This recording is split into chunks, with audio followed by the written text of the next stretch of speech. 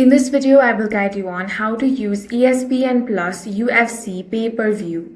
First, make sure you have an active ESPN Plus subscription. If you don't have one yet, you can subscribe directly or sign up for a bundle that includes ESPN Plus. Next, you want to open the ESPN app on your Android device or iPhone, or you can also open up any web browser and go to ESPN's official website. Now sign into your account.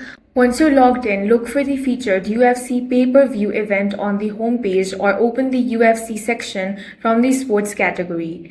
Now, if this event is pay-per-view, you're going to find the option of buy PPV or purchase button.